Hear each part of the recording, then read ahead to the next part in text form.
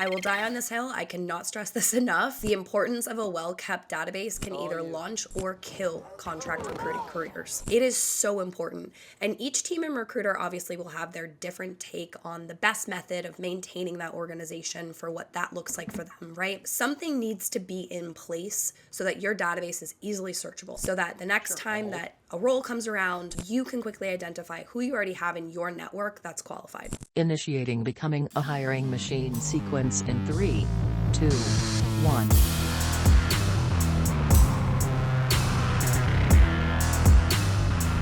Hey everybody, it's Lex Winship and welcome back to Becoming a Hiring Machine. This is the show dedicated to fixing recruitment by going beyond saying what needs to change and instead teaches you how to make the change. Today, I'm super excited because we have an amazing Trending Topics episode ahead of us. But before we get into all of that, as per usual, I just want to tell you a little bit about the show. Essentially, we have shows within the show. Sometimes that looks like interviews with industry thought leaders and others who are shaking up the space. Other times, like today, we cover trending topics. And every Tuesday, we drop a Tactical Tuesday episode where we go deep on how to do something that will drive better results in your day-to-day. So you'll always walk away from those episodes with some actionable things that you can put into practice that same day. Occasionally, you'll hear a very fun mic drop episode from Loxo's founder, Matt, where he will share something that he's been thinking about within the recruitment space and that he wants you to know.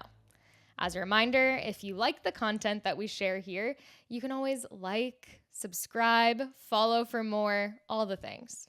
So today we are on part 3 of a 3-part series on contract recruitment. I am sad for this series to end because it's been so fun.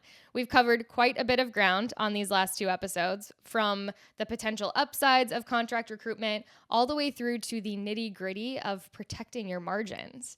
So today we're bringing things home by talking about the candidate side of things. How do you shift the way you structure candidate relationships in this model? Can you still have an MPC as a contract recruiter? Does your workflow look the same? Or should you throw everything you know about candidate engagement straight out the window? Here to answer these questions and more is our in-house expert on all things contract recruitment, Reegan Coleman. Welcome back, Reegan. Thank you, Lex. I'm happy to be back again. I'm also sad that this is our last episode of this series. It has been so much fun. For those that might not have listened to the first 2 episodes of this series yet, I'm Reegan. I'm a strategic account manager here at Loxo. Prior to joining Loxo, I was actually in contract recruitment myself. I worked in accounting and finance as my specialization. So really excited to chat all things candidates. And also, for those of you that have listened to the last 2 episodes, my voice sounds a little bit different. I'm battling a cold, but the show goes on. The show goes on. And also for our video listeners or watchers, I guess I should say, I just want to point out the fact that Reegan and I are matching today in our Loxo collegiate sweatshirts. So I just love a good kismet matching moment like that. Had to call it out. Yep. I will admit I wear this sweatshirt probably more than I should. Oh my gosh, me too. I wear it all the time. I am a notorious, once I have a sweatshirt that I love, I wear it nonstop. And Seth, my husband, is always like, people are going to think you only own one sweatshirt. And I'm like, I'm perfectly fine with that if this is the one sweatshirt that they think that I own. So. Exactly. Cool. Well, I want to start the conversation by talking about something that I think is one of my most interesting parts of the contract recruitment world, which is just the MPC. This is everyone's favorite acronym in recruitment. So I'm curious if you can just walk us through how a recruiter's MPC strategy would differ in the contract recruitment world as opposed to on the perm side of things, because I think this is going to be one of the number one questions that a lot of recruiters listening to this podcast have when it comes to that. Yeah, no, absolutely. Just throw it out the window. We don't do MPC on contract for sure. It's gone. Yep, totally kidding. So obviously when we think about MPC, most placeable candidate, it's gonna look a little bit different depending on what side of the fence you're on, right? It also is gonna depend because your candidate's resume is gonna look a little bit different depending on what kind of work they've done. We can all agree that a contractor resume looks different than a perm resume. There's nothing wrong with it. It's just the nature of the jobs. And so in perm recruitment, you're typically focusing on, top tier, highly attractive candidate that you're going to try to send and market out to your client in the hopes that, they might not necessarily have a role that they're advertising for, but they might bite on that candidate because they don't want to pass up on that person, right? But in contract recruitment, it's a slightly different flavor, just again, because of the temporary nature of those contract roles. So you're more so focusing on like someone that's immediately available, someone that has very niche skills and they have flexibility. And like we've talked about, the flexibility could be, maybe location wise because it's a remote based position or they're a remote based worker, or just also flexibility in schedule too. So you want to think about that more so, and basically again proactively market out those candidates that you have in your pipeline or on your bench, I guess you could say, while being mindful and strategic of what kind of roles you're targeting so that you're matching the right kind of candidate basically. This is a little bit maybe of a tangent, but I'm curious. You mentioned the ways that resumes can look different. Is this something where how does this come into play, I guess, when you're evaluating the caliber of a contract employee as opposed to a perm employee? Like, I feel like there are certain things that we look at, like tenure. There are, title progression, things that are standard that you would use in on the perm side of things to say, okay, this is a solid candidate. How are you kind of coming to that conclusion with a contract employee? Are there green flags, so to speak, that you can look for, or red flags on the opposite side of the fence? Yeah, I think it's a mix of everything. And tenure definitely does still play a part Okay. in this, right? Because yes, the tenure at a company might have only been 6 months, but more so tenure as a contractor can be really important too. Oh, so Um, how long they've been a contractor in general. exactly, Okay. exactly. Yeah. How long have they been in this space? And then also just when I would think about resumes, I would think more so about skill sets and like, I don't know, the skills that they were listing because again, we talked about how they're very niche in their wheelhouse of what they're doing. So typically they will be very good at advertising what they have with their skills and how that would then match up with a job that you're potentially trying to recruit for. So tenure definitely does play a part. And then more so just like the skills matching. That's really how I would go about it. And I know obviously you can say that about the perm side too, but skills really plays a part on contract. I can see that. I think, like, I've mentioned before that I've done freelance copywriting, freelance like marketing work in general. Portfolio becomes kind of your biggest strength to be able to Mhm. demonstrate what kind of work you can do for what kind of clients. So I was just curious, yeah, like how do you kind of Yeah. see that at a glance and like build almost just a strong list of potential candidates based off of their skills or their experience? Software too. Like, don't sleep Oh, on the software that they have. Because I'm thinking just like also back to like accounting and finance when I would be doing contract recruitment. Some of the contract roles, they might have like a very niche software that they're using. And again, when you are doing a temporary position, you want to be able to just like slot someone in there. You don't want to have to train them. So QuickBooks, a lot of people know, but if you're looking at some more niche software, that could be something that you also are like, okay, you stand out from the crowd because you have expertise with this. So I don't yeah, know. that's a really, really good point. Yeah, I love that. Okay, so this brings us to kind of the bigger conversation around just candidate relationships in Mhm. general. So, for the next part of the conversation, can you just walk us through the nuances of how, in the contract recruitment world, we approach candidate relationships differently, perhaps, than on the perm side? Yeah, absolutely. So while contracts themselves are short term, we need to remember that your relationship with the contractor should always be long term. You're playing the long game with these contractors, right? Because a reliable contractor could become a repeat placement, or again, as we've discussed, refer other contractors, right? So staying in touch with them, even when they're placed with another client, is important, whether that's your client that you place them at, or maybe they took a job through another staffing agency or something. Doesn't matter. You can still have conversations with these people even when they're off the market. And in that same manner, making sure that you kind of know when their contract is going to end so that you can help line up their next opportunity. It's just like those small touch points, small gestures that really play a part over time and prove I'm not just here for like a one-off fill with you. I want to wine and dine and take you out and basically like, I don't know, romance you so that we can have a very long, fruitful relationship, basically. Yeah, you don't want just a meet cute. You want Oh, a commitment. yeah. I want the ring You want the light. happily ever after. In addition to long-term relationships, I feel like coming from a consultative approach is also a huge difference maker in the longevity of a relationship, right? So in contract recruitment, not only do you have like candidates, contractors that are expecting you to help them find a job, right, or repeat opportunities, they're also kind of looking to you for industry insights, market updates, just kind of positioning yourself as more of a trusted advisor rather than just a recruiter can also really help play a part, again, just in that longevity that we're thinking of. Also, transparency. Transparency is huge. Contractors are going to stay loyal to a recruiter who, one, adds value, right? But also is transparent with them and is not just trying to slot them into the role. They're also kind of rate sensitive, which there's nothing wrong with that. Everyone likes money. Everyone wants to understand what their like pay is going to be, right? So the more transparency you can be with the pay, the margins, what the contract terms are going to be, the better off you'll be.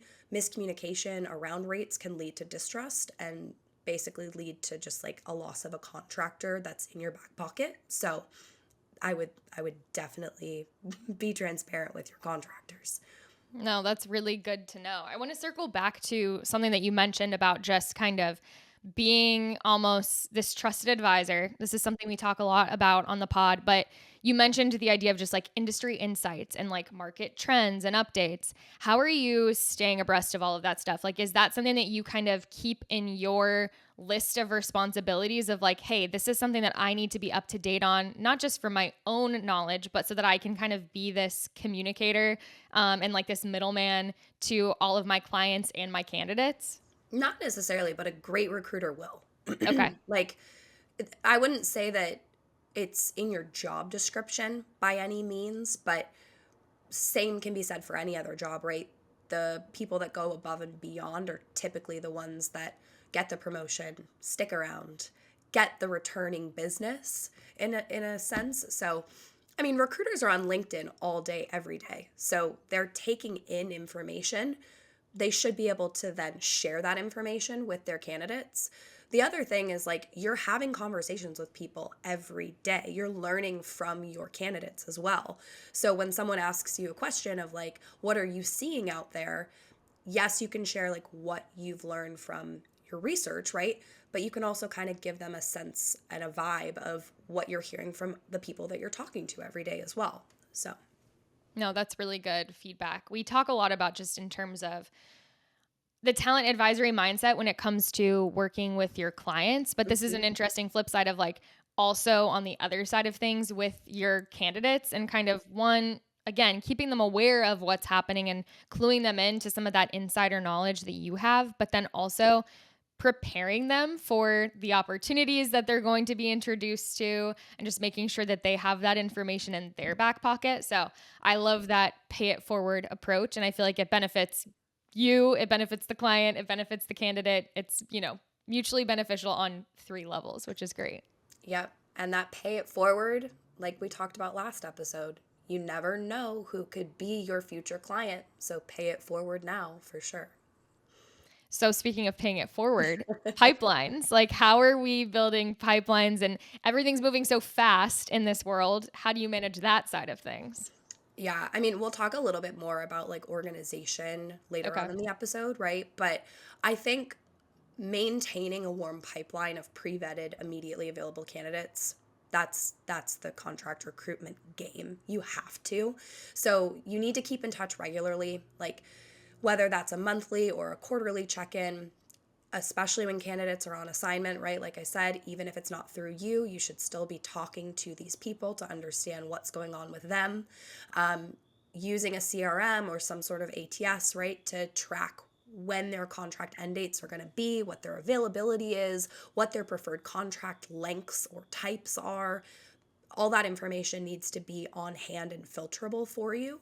And then obviously making sure that you have people that have those niche high demand skills for whatever urgent requests you have. So you kind of need to create a couple different buckets and make sure that you're filling each bucket, right? And when one bucket starts to get a little bit lower, maybe like some of your on speed dial candidates are already out on assignments elsewhere, you need to then refill that bucket up by having increased conversations with other people that have those same skill sets.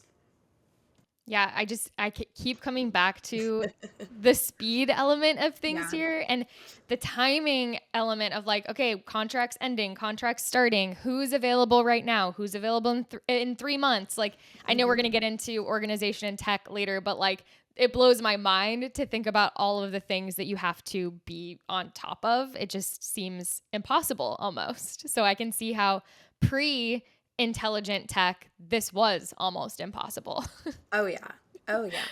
I'm sure it was. And the metrics keeping was probably like not non-existent, but not as bolstered as it could be because it's like, nope, I don't have time to write this down. I need to be on the phone.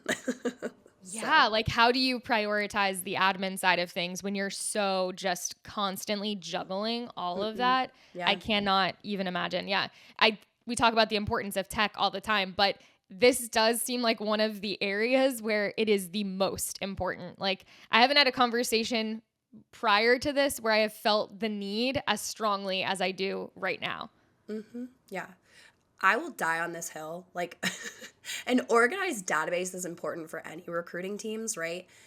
It is the most important for contract teams. And I think the most successful teams and organizations that run these like multi-million dollar contract business arms, they're organized. It might not be the conventional organization that you and I consider organized, but they have their workflow. They know what they're doing. Yep. So It's like my room is organized. It might I look know where messy to everything is. you, but yeah, I know where everything is, and that's all that matters, mom. Okay. Like, what do you mean you cleaned that up for me? I knew exactly where it was on the shelf and now I can't find it. Now I can't find it. I know. Exactly.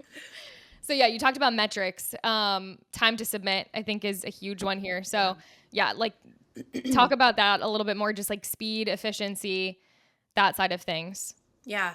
I mean, again, like having those conversations with people, yes, they're check-ins to kind of figure out what they're up to. Like, are you on the market? When are you going to be on the market?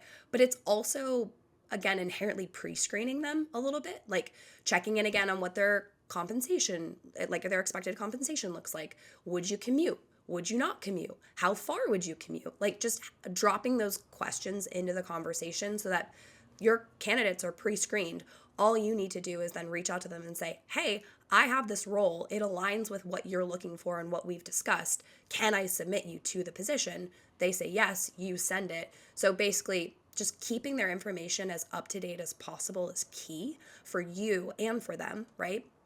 And then just also being responsive to these contractors as well, right? Because they're, as much as you reach out to them, once you're playing the long game, they're going to reach out to you. So it's kind of like that cycle. I feel like also while we're speaking about responsiveness, we need to make sure that we all are on the same page about contractors are working with multiple recruiters, right? So like you're submitting multiple candidates to the role, they are speaking to multiple recruiters being submitted to multiple roles. So again, timely communication is important. Slow communication could cost you placements.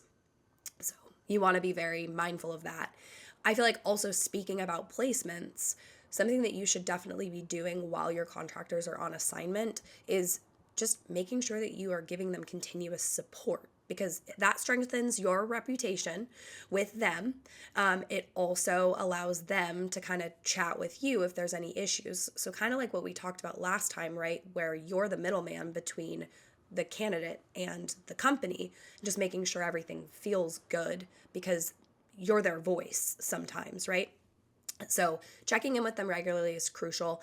And then also just like helping them with any contract renewals, right? So sometimes if the contract gets extended, like walking them through that process, or the conversion, like we had talked about too, like making sure that we kind of help them negotiate what that might look like as well. So yeah, basically just providing support post placement will be one of those things, again, that you can help pay it forward so that they want to continue working with you in the future.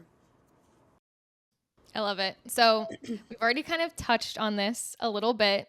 So now I want us to kind of fully dive in to the fact that anytime the long game is involved, it's going to require a good organized process. But like we've said, in the contract world, it's even more important. It's critical. Yeah. So let's talk a little bit about just how contract recruiters can leverage technology, but then also just process and workflow to make themselves a little less stressed. Honestly, my heart is racing thinking about contract recruitment and contract recruiters and all that they have to juggle. So like, what can they use in their toolkit to stay on top of this? What do they need, honestly?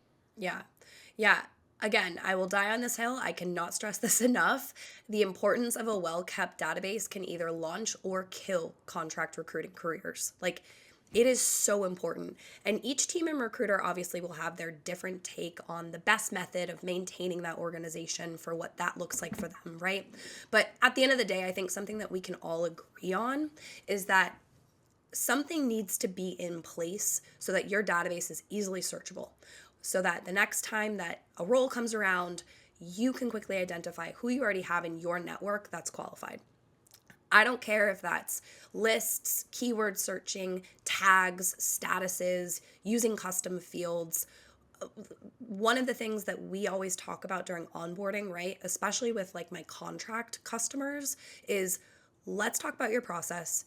If you don't have something in place that's coming over from your other database already, let's start one now, or let's improve what you already have, because it's easier to, kind of tweak that organization process or start it in the beginning rather than try to backtrack 6 months down the line when your hair's on fire. Like you were saying, you have a million contract roles, you don't know who's going to be able to fill them, you can't filter your database. So let's do it now, let's do the hard work now and pay it forward to appreciate ourselves in the future. I love that. So it's like the long game. You're playing it with your candidates and you're also playing it with your database. You're playing it with yourself. Yeah. Like setting yourself and your candidates up for success in the future. I think that is just like one, from the stress side of things and just the stress management side of things. Your cardiologist will be happy. Your blood pressure will never be more balanced, but also it helps you stay on top of things that without tech, without organization, it would just be impossible to do all of this at once. Inevitably, things would and will slip through the cracks. Yeah, they will. And I mean, even the most organized database, you still might have someone slip through the cracks that would have been a perfect fit and doesn't get submitted. One of the things that my contract team did, we used to play a game with each other where it's like, if someone would find a contractor that was in my ownership that was well fit for the role, it was kind of like a nah, like I found this and you didn't and you should have. But it was never like a detrimental thing by any means, but it was like a hey, and that just like challenges you to be better and to be more organized and like figure out how to make sure. Because I would always be like, well, how did you find them? And I didn't. We share the same database. And then they'd be talking about, this is what I did. This is how I searched, whatever. So yeah, I don't know. Just being able to learn from each other is also smarter too. But, collaboration. I can imagine that in the contract world, with how fast things move, there's a lot of competition and maybe a little bit more of that scrappiness that can lead itself to selfishness or even just kind of, doing whatever it takes to get ahead. So it's cool that you guys would use that to fuel collaboration and also just like best performance from each individual. But no, I think that is an important note to just collaboration, especially when you're on a team, for those solo recruiters, like go do your thing. But there is so much to learn from the people that you're working with, different methodologies that you may not have thought of. Info sharing like that, I just think is such an underutilized tool in general. So I love that. That's cute. I agree. Yeah. So walk me through automation, everyone's favorite AI, automation, workflow enhancements. Like how can we use these and, just like leverage the direction that technology is heading in, whether we like it or not, to make our lives easier from the contract recruiter's perspective? Yeah. Loxo plug. Like you have to. You can't not talk about the talent intelligence workflow when it comes to this, right? Like how can we be wearing these sweatshirts and Yeah, not talk about Loxo exactly. and talent intelligence workflow? Yeah. Yeah. The TIW, it's a recruiter's best friend, especially my contractor recruiters, when it's used correctly. That's another hill that I will die on because I feel like, I can train you till I'm blue in the face on how to use this, but if you're not bought into it, right? So, but I would say one of the things that I love about the talent intelligence workflow is that our workflow triggers that are built in and you can set them up. Your CSM can help you set them up during onboarding. That allows a recruiter to log an activity, I don't know, say a pre-screen or like a screening call, right? And their candidates can then be automatically moved to the screening stage in your pipeline. And so, you take your notes, you add them to the event is saved, the candidate gets moved, the recruiter gets credit for the metric, and the people leaders can then pull an accurate report all with just the click of one button because of those triggers. And so when you're thinking about how quickly, like that speed to fill, that efficiency that you need to have, lean into the triggers, lean into the automation, let the system do the work for you. You just need to say, I screen this person. Okay, great. They're already moved through the pipeline for you. So Loxo plug, but it is necessary, right? Because we're talking about automation and software, and that's something that Loxo does incredibly well.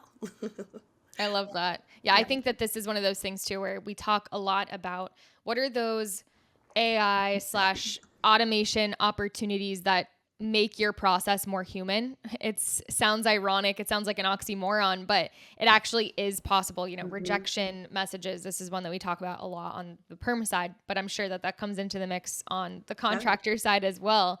And so I think looking at this as a tool that can help you be more organized, which we just said is critical on the contract recruitment side. And then also, how can you be more human and more organized simultaneously? And I do love those use cases where it's like, okay, you can, like you said, communication is so important in this world, and being fast to communicate can be the difference between you securing an amazing candidate or not, and them getting swooped up by someone else. Yeah. So I think that this is an underutilized but really, really important element of any tech platform that you're using is like, okay, proactive communication, and then also just, those workflow triggers that help make sure less and less slips through the cracks. Yeah, absolutely. For sure. And I think while we're talking about like automation, CRM tools, that kind of thing, I think email sequences or just like automated emails like you were talking about, right? Like a one-off automated email, that's helpful because you can provide regular updates on the market, like what we were talking about, right? Like being that consultant mentality. You can also, do a blast out to your candidates about the new contract roles that you have open to try to get some bites that way as well. So really leveraging email sequences and automated emails to help you as a tool rather than sitting there manually sending it to 150 people, which contract recruiters used to have to do. Really? Recruiters too, obviously, but they don't have to anymore. The other thing, I love that. Yeah, right? Like it's so helpful. And it's also email marketing now is part of your job. Now you have to be both an expert on the market and what's happening and also an email marketer. But we have a ton of resources actually at Loxo when it comes to email marketing in general, like how do you build a great email sequence, all of that. So this is something that if you have questions, I'm on the marketing side of things. I live and breathe email a lot of the time. So if you ever have any questions, you can reach out to podcast@loxo.co in terms of like, what does a good market trends newsletter look like? What does it look like for me to send a blast out to all of these contractors? How can I optimize my open rates? We love nerding out over those things, myself and Sam. So if you ever have any questions on that, feel free to use us as a resource, because it can feel overwhelming in this modern era that we live in to feel like you have to do everything at once and to be an expert on not just recruitment, but marketing, sales. This is kind of the future that we're living in currently. And so if we can help make that load feel a little bit lighter for you, both through the talent intelligence platform and also through our expertise internally, we are always looking for opportunities to do that. So feel free to reach out and have a conversation. Sorry, just subtle little plug right there too. I was just going to say, I get excited every month when I get your newsletter. Like, Thank Lex you. at Loxo. That means so much. No, I love it. I love it. And between you and me, like, I've had so many of my clients be like, I love the newsletter. I'm like, yeah, I know. She's incredible. It's incredible. It's Music so to my helpful. ears. That's the nicest thing anyone's ever said to me is, I love your emails. Yeah. So That's so funny. But yeah, automation. automation. Okay, well, anything else that you want to touch on before we round things out? And just in contract recruitment in general, we're at the end of the line. I'm sad to say it, but unless we think of more later to add to this series, this is the end of our contract recruitment series. So anything you want to say, whether it's wrapping up this conversation or just a message to contract recruiters or to recruiters who are looking into, dipping their toes in the world of contract recruitment. Yeah, I think I want to touch a little bit more on the automation in terms of like keeping your life more simple, I guess you could say, like making it easier for yourself with the admin stuff. If there's a message that I could give to any recruiters or like, recruiters that are just starting out now, right? Set reminders for yourselves, whether that's like through the task functionality that you might have within your system, or if you're just putting a task on your calendar, help yourself, right? Because again, those contract end dates, they might seem a long ways away from now, but they come around. And so keeping track of them allows you to proactively reach out to people. You can also use job boards like LinkedIn, Indeed, that kind of thing, to just like try to track availability, right? We can see when someone says, hey, I'm open to work, or they've uploaded a new version of their resume. So that allows you to kind of engage with your network and be like, hey, what's going on? I saw that you posted a new resume. You looking for a job? So I don't know, it just helps ensure that you stay top of mind with your candidates, even when they aren't actively like seeking a new role. Like they might not be, but you might come along and be like, hey, you want a new job? And just automating those tasks allows you to be more personalized, be more meaningful. It's all about those human interactions. It is an oxymoron. It really is, but technology helps us be like add a little bit more of that human touch to things. So, yeah. I love it. Well, that feels like a great note to end on. So thank you again, Reegan, for being here with us. Like, I just feel like this has been such an informative and just educational, philosophical, practical. We've covered all of the bases throughout this series. So thank you for sharing your knowledge with us and with all of the recruiters who are listening to this podcast. Yeah. Oh my gosh. I've loved being here. It's been so fun. We'll have you back. Yeah, I'd love to be. But yeah, it's been fun to I love working at Loxo, don't get me wrong. Like, it is my favorite job I've ever had. But it's been fun to reminisce on my contract recruitment days, because that was a lot of fun too, the more that I think about it. Well, stay here with us. I will. Don't get too wrapped up in the glory days, all right? I love Loxo. I will never leave. You guys would have to kick me out. Good. Well, thank you for joining us. Seriously, we will have you back, whether it's to talk about more things, contract recruitment, or to talk about something else that's on your mind. You've mentioned a lot, staying on top of industry trends, all of these changes. So I'm going to be tapping into you for some of that stuff. I'm going to come collect on that. Please do. Please All do. right. I'm definitely on LinkedIn a little bit less these days, but I like to. You're having conversations though with customers every day in and day out. So every day, I'm sure you're kind of keeping on top of all of the things that are happening in this world. I try to. Perfect. All right. Well, thank you guys all for listening. I will do our little outro spiel now. Becoming a Hiring Machine, the podcast that you're listening to right now, is a production of Loxo. I bet you couldn't have guessed that based off of the number of times that we've name dropped Loxo in this episode alone. So this, as we mentioned, is part 3 of a 3-part series on contract recruitment. If you liked this episode and somehow missed the first 2, don't worry, because I will link those for you in the show notes. You will be able to go back and listen to Reegan spilling all of the, not tea, but just great information that she has on contract recruitment. The show notes can be found in the description of your favorite podcast streaming platform, as well as on our website at loxo.co/podcast. Full video episodes are available on YouTube as well as on our website. So if you're a visual person and want to see us in our matching Loxo sweatshirts while you listen and learn, that's an option available to you. We've covered all of the bases. I mentioned this before, but if you do have a specific question or are looking for advice, you can send us an email at podcast@loxo.co and we will respond to it. A real human person will respond. And lastly, if you enjoyed this episode and this series and just this podcast as a whole, make sure to leave us a quick rating in your podcast streaming platform. It's super quick. It only takes 3 seconds and it helps other recruiters like you find us. All right, guys, thanks again for joining us. This was a Trending Topics episode. Until next time.